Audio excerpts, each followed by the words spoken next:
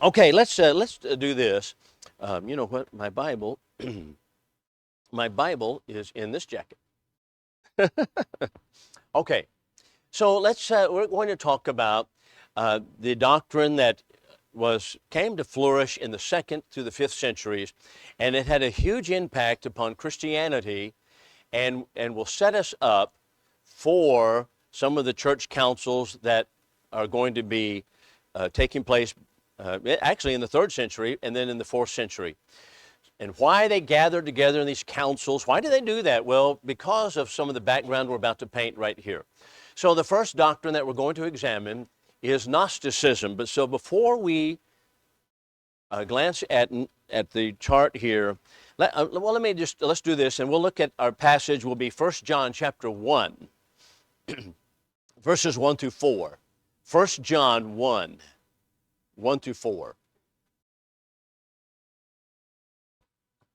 Now, this passage becomes very vivid when we recognize what John is actually answering, really in incipient form. I say incipient because Gnosticism really was not full-fledged until the second century, John writing toward the end of the first. So before we read the passage, let's just take a notice of Gnosticism. So Gnosticism, and you can see the spelling of it, Gnostic, Gnostic. It comes from the Greek word gnosis, Gnosis, which means knowledge. And actually, the word, as it is used in this traditional kind of a theology, a philosophical movement, it's really philosophy. Their idea is that the knowledge they have is given to them supernaturally by these insights that they might have into the world and the real workings of the world behind the scenes. And most people are not privy to that. So that's how Gnosticism, that's how it kind of started, at least, with those kinds of ideas. There was in the second century a Christian in Rome by the name of Valentinus who was a Gnostic. And so his writings, he wrote voluminously, and his writings impacted many churches. So what was basically their worldview? The worldview really comes from the East, and that would be from, when I say the East in that day, I'm referring to Persia. Persian Empire and the cultural ideas that they had there, they were trying to explain the evil in the world and why there's so much evil in the world. And so the way they explained it was that there is an evil God. Matter of fact, they have a dualism that is more than one God, but an evil God that actually created the world and mankind. And so everything material is evil. Everything that has matter, it's all evil because the evil God created it. And they're once again trying to explain why evil is in the world. Now, we might think, well, that's kind of bizarre. Well, let me show you how that's not so bizarre compared to what American Protestant denominationalism teaches. They teach that everybody's born in sin, a sinner from birth. That's how they explain evil in the world. You're born a sinner. Well, that is mainstay Protestant denominational theology. I don't care if you're talking about the Baptists, the Presbyterians, the Methodists, Catholics, the Episcopalians, they all teach that man is born in sin. You're born a sinner. Where did that come from? Well, not from Gnosticism necessarily, but basically from Augustine in the 4th century, who was influenced by these things. And so the idea that a person is born innocent and pure, not so. So the point I'm making is, before we kind of like, oh, what in the world are they doing with that kind of philosophy? Well, the Christian world's not too far off from that same philosophy, in that respect at least. So that's how they began. And so to explain the evil in the world, they had more than one God, and there's an evil God that created these things, and so all matter is evil, and it's going to have major repercussions when it impacts Christianity. And you'll see that in 1 John chapter 1, verses 1 through 4. So not only so, but if evil is in the world and everything is evil, then we're going to have to revamp Christian thought and Christian doctrine to match it. Now, do we, or does cultures such as American culture, do we change the doctrine of Christ, or do we adapt to the cultural ideas? What do you think, Bruce? Of course. That's right, of course. I like the way he says that. Of course, that's exactly what we do. We adapt to the culture that we're in. That's not right, but that's what happens. In other words, so, for example, if you had someone like Paul standing up here preaching, he would be ran out of town on a rail, most likely, in America, not just Iowa Park, but I'm talking in America, he would be, they wouldn't have it. So people adapt to these different cultural ideas. So not only so, but they wrote a lot of materials, Gnostic doctrinal materials in the 2nd and 3rd centuries, and those became what are called apocryphal works. So today, just as an illustration, when there was the gathering of scholars about 25 years ago or 30 from all different strands of religion and Christianity, so-called, they came up with the 5 Gospels. What did Jesus actually say? Well, 5 Gospels, right? Right away, we're going to have, don't we have a problem here? What's the problem? There are only 4. What do they do? They added one. Where do you think they got it? Gnostics, and it was the Gospel of Thomas, and they said this ought to be canonical as well. Well, so you see, this is how it's going in America, in religion too. Now, we see the same doctrine today taught in New Age religion. New Ageism is basically the same thing. Only certain people have insights. There is not really eternal truth. There's not eternal morality, nothing like that. So everything changes with the person. That's New Age religion. And so one of the names of the gods that they taught in Persia was that Sophia. What's the Greek word Sophia mean? Wisdom. Wisdom. The Greek word Sophia, wisdom, became a name of a goddess. And so they wanted to have insight, so they called it wisdom, and she was going to give this wisdom. Well, do you know what New Age religion is all about today? Sophia. Sophia. You read any New Age materials, Sophia. They built a New Age temple in Colorado. They have a New Age temple in the United Nations building right now, so it's all Gnosticism. And they talk about Sophia. We're all going to become wise by this special insight. So that's the doctrine. So having said all of that, let's look at 1 John chapter 1. Anything you want to make mention of or ask regarding that particular. That's not the best overview, perhaps, but that's the best I can do, actually, as far as just giving a brief of it. So let's look at 1 John 1. One of you pick that up and read it out loud, if you would. Okay. So thank you for that read. So that's 1 John 1, 1 through 4. All right, let's think about this. If all matter is evil, could God come in the flesh? No, could not. No. Because God would be connecting with evil. So they have a movement called Docetism, D-O-C-E-T-I-C, Docetic, which means seems like, and so they teach, or they taught, that Jesus only appeared to people. That was just what they thought was there. And you thought a man died on the cross, or you thought that it was God in the flesh dying, but it was not. It was not at all. Now, this found its way into a popular book, the most popular book in the world, the Quran. That's what the Quran teaches. How did that come about? Because of that material there. So what is John saying? So now with that background, not only could Christ not come in the flesh, because flesh is evil, matter is evil. He couldn't come in the flesh. How about your body? Was it going to be resurrected, a physical body? No. Why? Because that's resurrecting something that is evil. That's how they have to rewrite Christianity along those kind of lines. Rewrite the gospel record, and that's what they did. So these Gnostics did that very thing. And so it's interesting that was current in the 6th century when Muhammad came to the rule, and he himself wrote it right into the Quran that it seemed like there was deity on the flesh. It seemed like Christ on the cross, but he was not really there. That's Docetism, and it came about because of that idea of Gnosticism, which John is answering here. Isn't that interesting?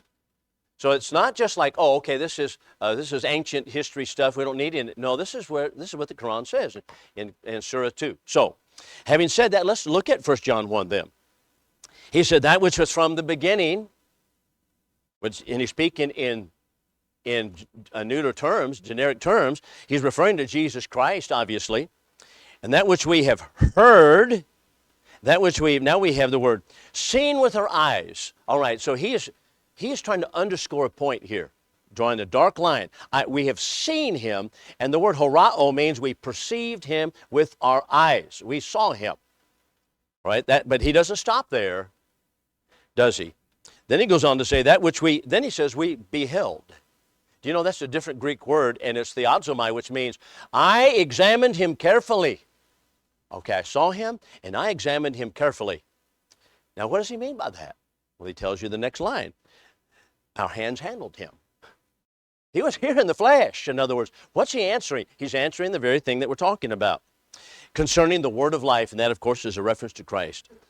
Now he's going to repeat it. The life was manifested, that is made known, and we have seen, that's horao, we've perceived him, and we bear witness and declare unto you the life, the eternal life, which was with the Father, manifested unto us. That which we've seen and heard, declare we unto you also. All right.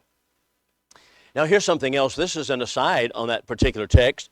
He shows us what apostleship consists of, doesn't he? He shows us what apostleship consists of. What is it? I witness seeing him right there. That's right. So let's look at another one. This is Peter, and this will be in 2 Peter chapter 1, verse 16. Now Peter's talking about, and he speaks to us in kind of these ominous tones that he's about to die. He said, putting off of my tabernacle, that's his body, comes very shortly. That's verses 12 and 13 and 14. And then now we come down to verse 15. And I will give diligence. I'm going to make it my point every time that you may, after my decease. It's interesting right there. The word decease is exodus, after my exit. What does that say? My spirit leaves my body. That's death, exodus. My spirit continues to exist, and he's going to, after my exodus, and regarding Jesus, it was said regarding his death, it was called an exodus in Luke chapter 9, verse 31. After my exodus, to call these things to remembrance. We did not follow cunningly devised fables. What fables is he talking about? The incipient form of what we're mentioning here. When we made known to you the power and coming of our Lord Jesus Christ, but we were eyewitnesses of his majesty. We saw him. So that's Peter's statement. We were eyewitnesses. And everywhere they just mash on that point, we were eyewitnesses. We saw him. We handled him with our hands. This was after his resurrection. So what are they emphasizing? That his body actually came out of the grave. And so they are answering already those movements that tell us, well, how could this be? How could God actually come into the flesh? And so then when we have church councils, they're going to come together and say, how are we going to explain this? How are we going to explain God in man? How are we going to explain three persons of deity? How are we going? You know what? That's where we get off track. I mean, I think there's an explanation, but I think to come together with some council and have some kind of statement that's, okay, this is the official statement and we've got to follow it. We get off on that. But at any rate, this is what we have in the New Testament. So we have different Gnostics who are teaching. So as I mentioned to you, one of them was Valentinus. Valentinus was in Rome. He wrote voluminously, as I said. He wrote a lot of work. And we have those, and those works, they're still extant. They're still there. Here's another one, Basilides. Basilides was in Egypt. So he's in Alexandria, Egypt. And so he taught that there was one supreme God, but 365 angelic orders. That would be one for apparently every day. And these angelic orders are that which controls the world. God produced 7 beings who produced others, And there's a chief God, and there's all these multiplicity of lesser gods. Here's another one from Saturninus of Antioch. He's taught the same thing regarding these. So these are Gnostics, and these are what they're teaching. So let's go to another one here, and that is Neoplatonism. Any question about Gnosticism? Kind of a brief thing. You can spend a lot of time. If you look it up in any kind of Bible dictionary, you're going to read about 7 or 8 pages of small print on it.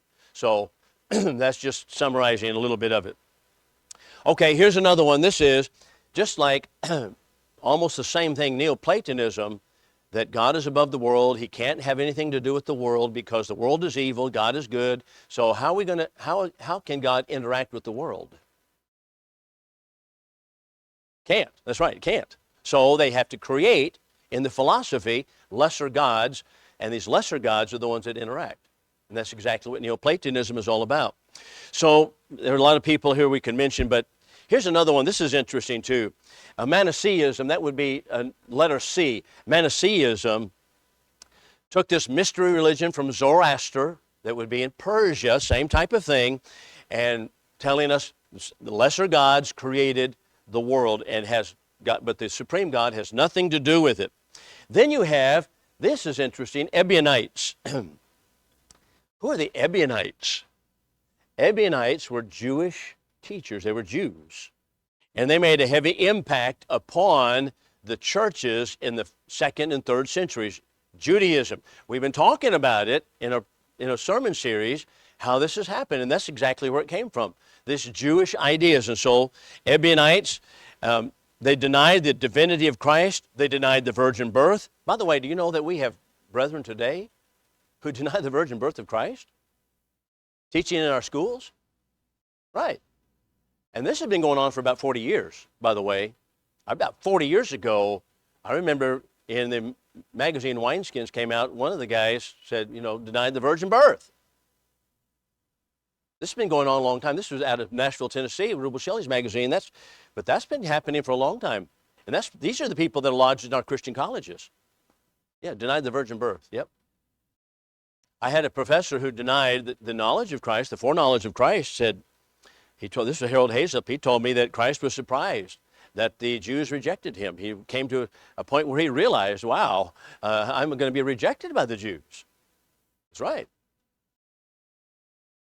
And so, even though the prophets had already said it, and even though that's really the mainstay of the prophecies that Christ would be rejected, he stood up in chapel. And so just to go off on a side here, I don't want to belabor you with this, but that personal aside, I was so disturbed. I was going to take classes with him, and he was going to be my major professor at Harding Graduate School. I said, you know what? So I went to the library. I want to make sure that I heard it right, and I transcribed by pen every word of that speech. It took me a long time. And I said, okay, I got it down. And so then I wrote a letter to the president, who at that time was Clifton Gaines at Searcy, Arkansas, and told him, hey, we got problems here. And that one, plus a couple other things I added into it. And so when my next semester came up, Harold Hazelip called me into his office. He said, how do you like your stay here at Harding Graduate School? I said, Brother Hazelip, I know that you know that I wrote the letter to Clifton. I can tell by the way he asked the question, I knew. To Clifton Gaines. He said, that's right. He said, well, fortunately, he said that was on tape, so fortunately for me. I said, yes, sir, I know, because I transcribed every word of it. I put it down. I've got it written out. I know exactly what you said. He didn't say anything. I said, no, I know what you said. Don't act like I don't know what you said. So anyway, he said, well, we had another guy here, and his name was Pat McGee, and he was so displeased that we took away his scholarship. Oh, okay, I see. So that's how it went. So anyway, I'm just saying that was in 1990 something. 89 or so, 88, 89. So that's been going on a long time. And a lot of these liberals, that's the kind of stuff they do. So that's not too far off, what we're seeing right here, not too far off. So we have these Judaizing teachers here. Then here's another one, monarchianism. Monarchianism, what is that? I thought this was fascinating. Monarchianism says, okay, they're trying to struggle with how can there be one God and three personalities? How can that be? So what are we going to do? Well, they're going to say there's only one person of deity, only one person of deity. And Jesus Christ is an emanation, part of the Father. So Jesus and the Father are one and the same personality. The Holy Spirit is simply the breath or wind that they put out in the world, not a personality at all. So where do we see this doctrine today? Well, Jehovah's Witnesses deny the deity of Christ regarding the one person of the Godhead. Where's else? Yeah, that's right. That's right. How about the United Pentecostal Church? The UPC, United Pentecostal Church, says there's only one person of the Godhead. So it was my privilege to be able to debate them, the preachers, in the 1980s and 90s about 5 or 6 times on this issue, on this very issue. And they absolutely flatly deny that there is more than one personality to deity. And so they even have in their manual that the full revelation came in 1914. So I had a chart. Yeah, the full revelation came in 1914. I have a chart. I said, when did the revelation come? And they said, well, it's in the New Testament. I says, no, your official manual says 1914. I had a 1914 sticker, and I put it up, big sticker I made and hung it up on my sheet chart. And so anyway, I said that's adding to the revelation is what it is. But the point is that I'm making is that these doctrines are not gone away because they have these esoteric names. These are kind of peculiar names, but they're still around. Do we have UPC churches here today? Yeah. That big church up on Seymour Highway that's called Life Church, or what is it? What is it right before you get to the... Yes. What is that one? Life? Something like that. That's a United Pentecostal Church. That's a UPC church. Yeah. So they deny that Jesus Christ is a separate personality. So these doctrines floated around here in the early centuries, and they've made a comeback with a lot of people today. Then we have the Donatists. Who are the Donatists? Well, there was an elder in the church at Rome, and we talked about this last time a little bit, but here's what happened. After the severe persecution under Diocletian, that was in the early 300s, Diocletian, the Roman emperor, Donatists took the position in Rome that, okay, those who apostatized have committed mortal sin and they cannot come back. So we're not going to take them back. So that's Donatism. And that kind of found its way right into the Roman church. That's all the background for it. So that's some of the doctrines that we have that are going on, and these are going to form different sects. So it's also going to give you the background to what's going to take place pertaining to the church councils that we'll talk about next time, Lord willing. All right, let's talk about a couple of other things real quickly. How about millennialism? Well, if you don't know about that, then I guess you've been sleeping in the sermons, but but millennialism basically is a Jewish doctrine. It's a Jewish idea that tells us that there was a physical kingdom, and that's the Jewish promises have never been fulfilled, and all of it's going to take place in the future. And it's going to be a physical kingdom, physical chair, literal chair, wooden chair of David, and so forth. And that's the millennial ideas. And so those doctrines from the Ebionites and others impacted the churches, and we have premillennialism or millennial doctrines in the early church. Not only so, but how about original sin?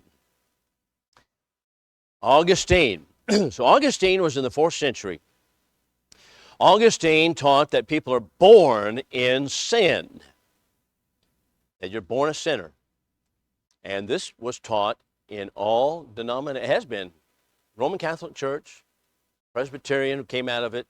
You know, the trouble with Protestant denominations, they never got out of the front yard of Roman Catholicism.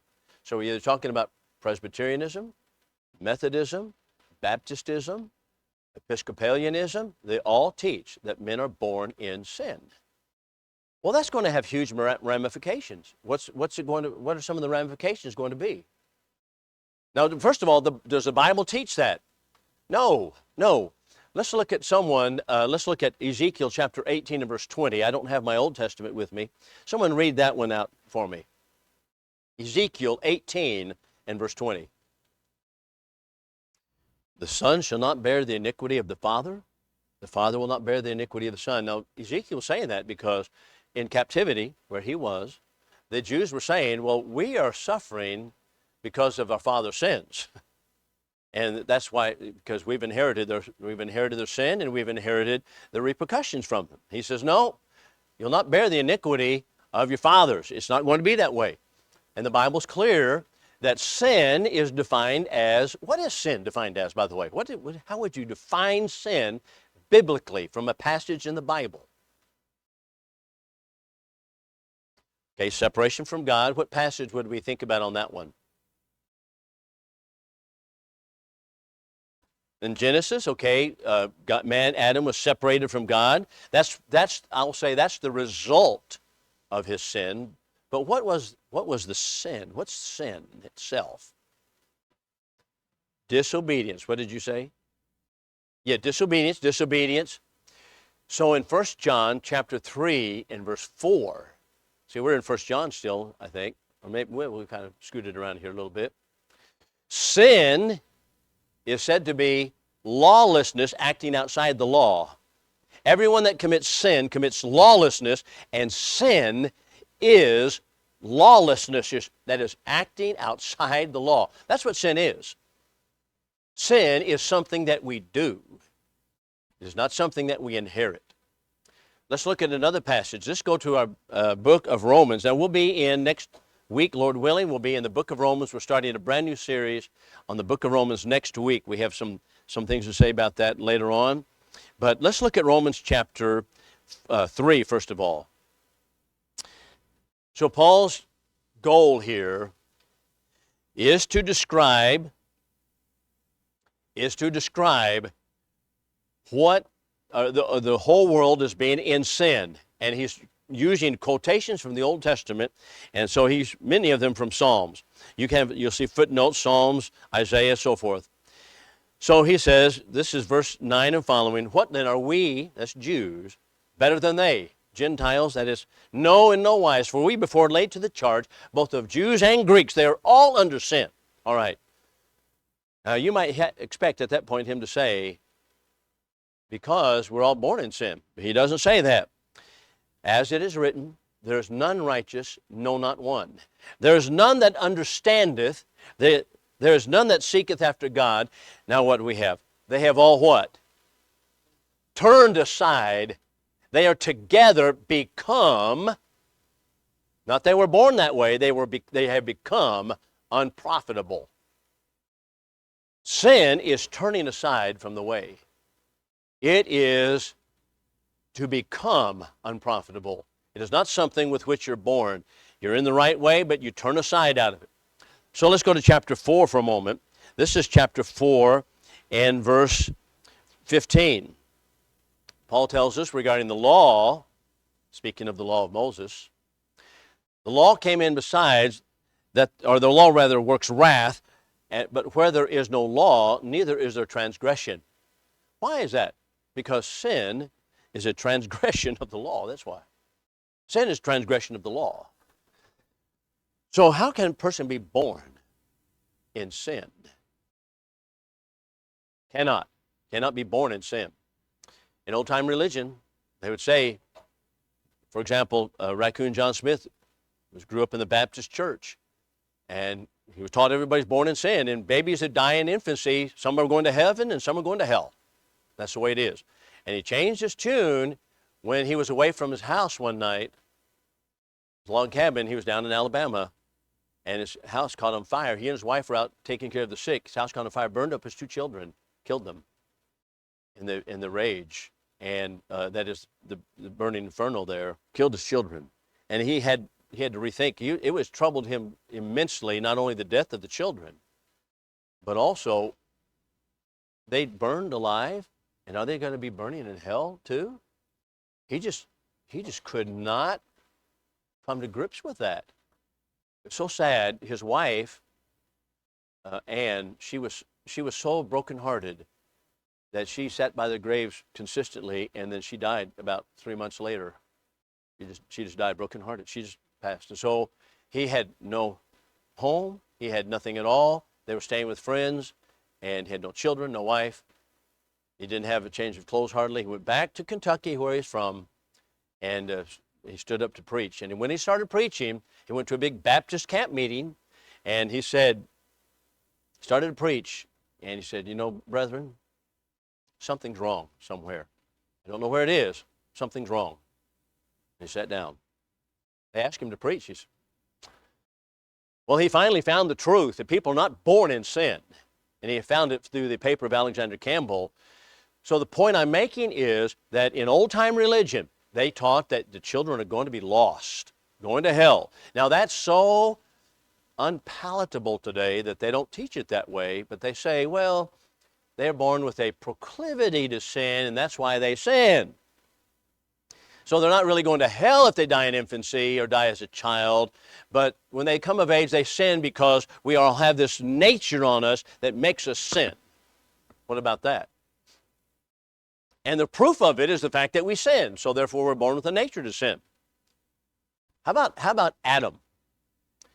In Luke 3, we're told that Adam is the son of whom? Last line of Luke 3 goes through the genealogy all the way through, and last line of Luke 3 says, Adam was the son of, who's his father? God. God made him directly, and Adam sinned the very first time that he was tempted, as far as the record shows. Can we do worse than that? No. But was he created with a nature to sin? No. So the idea that people are born in sin is not taught in the Bible. The statement is made in Psalms 51 and 5 that David says, and the NIV translates it here, I was born a sinner, but that's not correct. It says, in sin did my mother conceive me, and sin, I was born in sin, but the idea is not that I was born a sinner. It's just like in 58 and 3 of Psalms, where David says, I was born speaking lies. He's simply talking about sin has engulfed the world. And in a poetic fashion, he speaks about how everybody is in sin, exactly what we looked at in Romans chapter 3. It's a poetic statement, but it's not to say I was born a sinner. That is inserted into the NIV by denominational preachers. It doesn't say I was born a sinner. So all of that to say, if indeed we're born in sin, what are we going to do to release ourselves from sin? All right, what do we do to wash away sin? Baptism. What are we going to have to do then? If we're born in sin, baptize the babies. You're going to have to baptize the babies. But we've already introduced the idea where they came at one point and said, we'll have clinical baptism. Remember that one? Clinical baptism. That is, Novatus, I think it was Novatus, who's a presbyter at Rome, was not immersed, and he said, you know, he's on a sick bed, he's about to die. He said, can someone sprinkle some water on me? They said, well, we'll allow it in this case, it's clinical baptism. Well, if you're going to allow it in one case, then what? You allow it in all cases. And so they started sprinkling. So now what they're going to do is they're going to apply baptism to babies. Why were babies baptized? To dedicate them to the church? No. To save their souls. That's why the Catholic Church did it, and that's why all denominations did it. But it's so, as I said, unpalatable and unfavorable to say that denominations say, well, we're just going to keep the tradition of baptizing babies and dedicate them. So in the Baptist church, they'll not necessarily put water on them, but they'll dedicate them because where does it come from? They dedicate them from the Catholic Church, who baptize these babies because they recognize something very important. Baptism is essential to salvation. That's why they had to put water on them. Isn't that interesting? If baptism was not considered essential, then why put water on them? That's why they did it. And so we have infant baptism. That's how it got going. All right, any question?